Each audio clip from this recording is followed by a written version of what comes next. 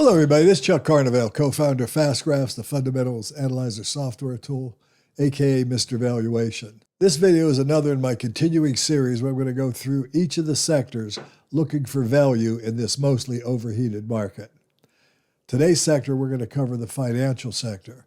And I will tell you before we get actually into the video that I'm finding more value in the financial sector than any other sector. However, there is a catch, and I'll go over that as we go through the video. In other words, valuation is actually somewhat different with the financial sector, especially since the recession of 2008 and 2009. And in a minute here, I'll explain.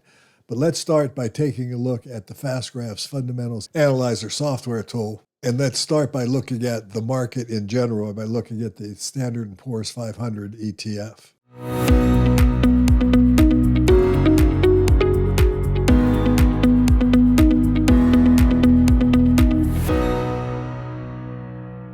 Now, as I've gone over it many times before, the normal range of the market is somewhere between 15 and 20 times earnings.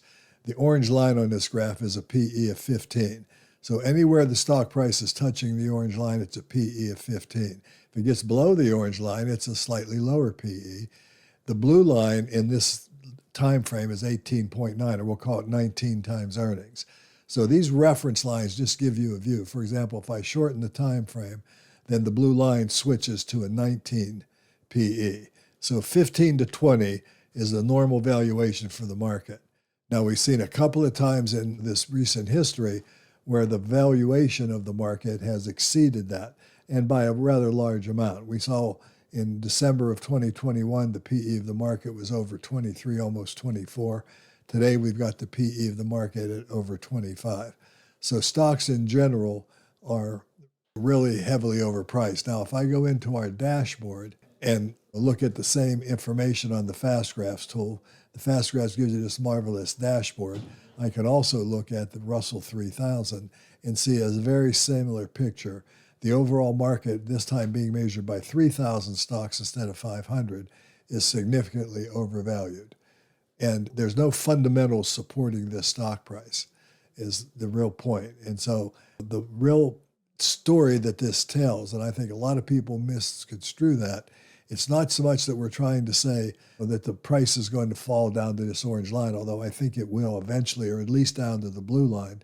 The real point is, if you invest in the S&P 500 today, because of the high valuation, you're taking a lot of risk. And the simple response to that is the primary principle of investing is to buy low and sell high. And clearly, at least look, if the last 20 years or so are any guide, the S&P is about as high as it's ever been. I don't mean in the actual price. I mean in the valuation, in the multiple of earnings. It's the highest it's ever been. Okay, so I've created these screens, and I've gone into our screening tool, which you can access right here, and I've gone into the thing called My Screens. And I've pre-done these, so I'll just save a little time in the video. So I did one screen where I called it the financials income screen. Here I was looking for dividends. Now, just to go over the screens here, in general, I had 6 categories. I went to the sector financials. I wanted a primary ticker. I wanted a dividend yield over 3%, a minimum of 3% dividend yield. And then I went to a PE. I wanted to see the PE. I wanted an earnings yield, a minimum of 6%. That would be slightly higher than a 15 PE. But that's really a valuation reference. And that's something I want to focus on a little bit later in this video. That 15 PE represents an earnings yield of 6.67%. If you're screening for stocks that are below the orange line on any metric, start with an earnings yield or a yield of 6.5 to 7%, and that'll usually accomplish that. Now, my persistency score is I'm looking for greater than 60%. In other words, I wanted to find companies that were consistently growing their earnings. Very few companies are perfect, so 100% would be unrealistic. But greater than 60 means most of the time their earnings grow. Okay, so those were the 6 that I looked at there. Under the historic category, I wanted to see positive growth over the last 5 years. And that's earnings growth, compound annual growth rate. Just pause. I wasn't asking for a lot here. On the estimated side, I wanted to see a total rate of return greater than 5%, an estimated total rate of return greater than 5%, and earnings growth greater than 5%. In other words, I've kept a low bar here. Okay, but this is income. Probably the most important part of this screen, just so we're clear, was the 3% dividend yield. Now, when I run the query here, okay, that gives me 24 companies. All right, now one of the beautiful things about fast graphs is I got all these companies I can look at individually, but the best way to do that is to hit this Add to Portfolio button, name the portfolio here. We're going to call it Financials, Income, and I'm going to call it 3%. Just put the number 3 there. It'd be nice if I knew how to spell, but there's Financials, Income, 3. Now I'm going to create and add to the portfolio now that I've named it. So I hit the Create and Add to a Portfolio, and then it says it was made successfully. So now I'm going to go to that portfolio. Now in the portfolio section, you can do a lot of interesting things. You can create views. I'm going to create a new view because I want to show you how I do it. I'm going to look for credit rating, the sector, which I already know it's the financial sector, but I want to see the sub-industry. In fact, since I know it's going to be the financial sector, I could even leave that off. All right. I want to look for long-term debt because I like to see what kind of debt the company has. I'm not going to focus too much on price for this view, but I do want to see the dividend yield, okay? And I might want to see the dividend persistency and the dividend growth. In other words, do I have companies that are growing their dividend and growing it consistently? And then next I might go years of dividends here just to see how often they do. Now, I want to see what the PE is, and really it's the earnings yield. The inverse of the PE is the EP, or the earnings yield. And this tells me a very important metric, how much money that the earnings of the company represent that I would earn if I owned the company. Now, I can go on here and pick a lot of other metrics, but I'm going to stop here. I'm just going to create this view, okay? And I'm going to call it Financials, and I'm going to abbreviate yield. Okay, I just gave it, you can name it anything you want to. I'm going to hit Create, okay? So now I've got all these metrics that I picked on this view here. Now I can sort these metrics. I'm really focused on dividend yield, so I'm going to bring it closer here to the view. Now once I've got that, I can sort this by lowest to highest or highest to lowest dividend yield. All right, now these are financial stocks. All right, and now I can also look at their PEs. I might want to bring that over here where I can see it better. And I want to do, this time I might sort by lowest PE to highest PE. Okay, now anything over 15% is going to be a little higher than my 6.5% threshold, which is 15. All right, so if I do LCNB and go ahead and click on the symbol and look at it, I'm going to see that I'm slightly above the orange line here, just by a smidgen. The PE is actually 15.5. Earnings yield is 6.44. It's below my threshold, but I do have a lot of growth that I'm seeing here. So if I was looking at what my potential return would be, and I used the calculator function of fast graphs, because of this huge earnings recovery, I could stand to make about 50% a year in my first year in this stock, assuming that it went to this orange line. If it stayed on the blue line, and this is important, this is what I told you I would be telling you before. If it stayed on the blue line, I'd still only make 25%.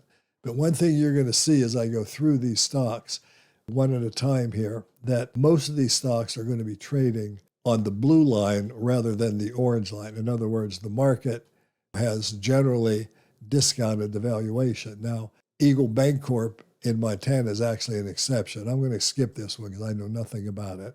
And by the way, if I didn't like this, I want to make a point. If I didn't like this, as I go into the portfolio here, I could check this, okay, and I could delete it out of the portfolio. And this would lower my number of holdings that I have.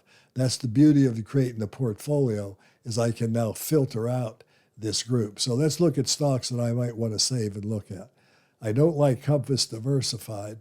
Looks like they paid a special dividend and then cut their dividend. So I really don't like that one. So I'd go back to the portfolio. Now I could do this one at a time like I'm doing, or I could just simply mark all the ones that I didn't like, okay? Now I can go here to Canadian Imperial Bank, which I happen to know a little bit. I'm sorry, I hit the wrong button here, but IGM Financial is good enough. This is a Canadian company. It's A-rated, has 42% debt. It's an asset management and custodial bank. Now what I want you to notice is that it's trading at a PE ratio between around 14 and 15. So there's a very tight range here. Okay, but I can see, looking at these last 7 or 8 years, if I run that, I'm going to see that the market has actually been discounting this, trading around a 10 PE instead of a 14 or 15 PE. This is an analytical tool. By utilizing this kind of ability to be dynamic and look at different time frames, I can make analytical decisions. I'm not looking at this company as a 15 PE, at least for the last 5 or 6 years. I'm looking at this company as a 10 or 11 PE would be where I would find value. And right now at a 12 PE, it would be slightly ahead of that value. Okay, so I would not consider this necessarily in deep value, but I would still consider it a reasonably valued stock. I wouldn't certainly call it overvalued. It's within that range. Now, in the long-term time frame where the fair value has been 13, that's because you had these high levels of valuation here. It looks like it's undervalued. Okay, but that's really up for you to make the judgment by doing the analytical work. And I would just continue to go through this. I already did LCNB. Here's the National Bank of Canada. Now, this is an interesting one that I want to focus on. Clearly, the market likes to value this at around a 10-ish multiple, 10 to 12 we'll call it. These lines, even though they're calculated precisely, they really represent a range of valuation. And so what you're looking at here is a stock that trades at around a 10 multiple. Currently, if I look at the forecasting graph, a 15 multiple is what theoretical fair value would be. But if I look at that market multiple of around 10, the stock then would be overvalued. And overvalued, I may not want to invest in it at this time. I might look for a more opportune time, hoping that the stock would come back to the blue line or below. Now, having said that, I would have been interested in investing in it maybe in October and so on. So this is a good valuation back then. Now, when I look at OneMain Holdings here, I've got a consumer finance company. The dividend record is something I need to study. What made them pay such a high dividend in 2021? It was probably obviously a special dividend. Now, I could go into the performance chart here, and I could look at dividends, and I could look to see whether they paid a special dividend in 2021. And clearly they did. They paid a $7 dividend. So there's a piece of information that I would conduct further research to figure out. But this is how I would go through the financials. Now, PCB Bancorp has very low debt. It's very small cap. It's only a 300 market cap. I could have screened for a bigger market caps, by the way. I could have adjusted my screen. I want to make that point. Now, here's Principal Financial Group. It's a blue line company, around 12 times earnings. And clearly, that's where the market, now prior to the 08-09 recession, it wasn't uncommon for this stock to trade at a 15 multiple or higher. But once the financial recession came, and it was primarily instigated by financials, we've had this long-lasting, what I'll call discount of fair value, where the market really has been applying lower multiples, 10, 11 times earnings to these financial stocks. So if I'm making a decision looking at the forecasting stock, I'm going to look at the normal multiple as my kind of valuation reference. I'm not going to base it on what I would consider a 15 multiple, because that would be a little too much risk, in my opinion. So I would make that adjustment mentally, and I do that with all the financials. Now, PNC Financial is another one that it doesn't appear to be heavily valued based on the orange line, but based on the blue line, it's clearly overvalued now. And even though it's an A- stock, the optimum time, and it ought to be obvious to anybody looking at this video, to buy these stocks would be when their prices are low.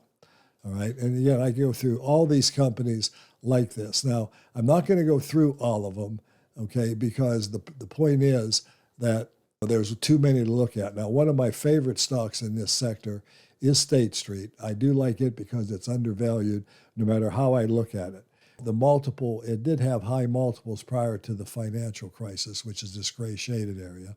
Since then, looking, say, at the last 13 years, it's tended to trade at a lower multiple. Looking at the last 9 years, the multiple has been even lower. You can see the blue lines here running through 11.35. Here's 11 times earnings, 10.99. And that's pretty normal. So it's trading in the range of that. Okay, looking at the company going forward, it's forecast to grow at around almost 12%, 11.7%.